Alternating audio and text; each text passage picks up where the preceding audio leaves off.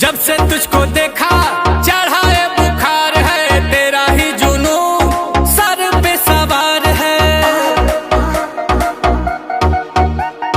Body तेरी butter hair skin है, मेरे लिए बोलो क्या सिग्नल ग्रीन है। दिलावा के खाली बाटे रूम, मन करे फोटो ली चूम चूम कके झूम झूम कके झूम झूम कके झूम झूम कके झूम झूम हो कके झूम झूम कके झूम झूम कके झूम झूम कके झूम।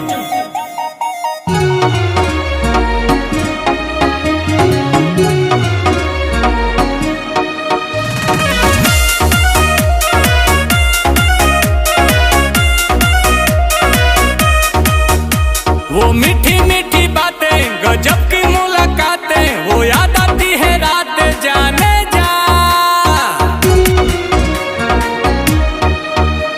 अब तू ही दिलो जा में धरती और आसमां में, अकेली तू जहां में जाने जा जाने जा। आंखों में तेरे जादू, कहो तो सितारे तोड़ ला तू। देखो ही में लागेलू मासूम, तोहरे ला करतानी होम होम कके झूम झूम कके झूम झूम, तहर फोटो हम देखी कके झूम ता जला झूम झूम जला झूम झूम, तके देखिए के मन जला झूम।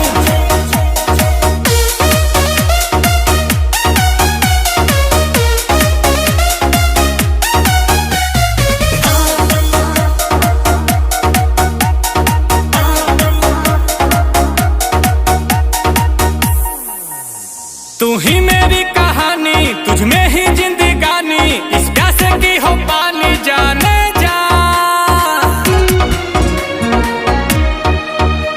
ये दिल तेरा दीवाना, तू मेरा ही ठिकाना, मौसम है आशिकाना जाने जा जाने जा। सांसों में तू बसी है, लबों पे मेरे तू ही हंसी है। गुची के लगा के परफ्यूम, फिगर ब्लास्ट करे बूम बूम।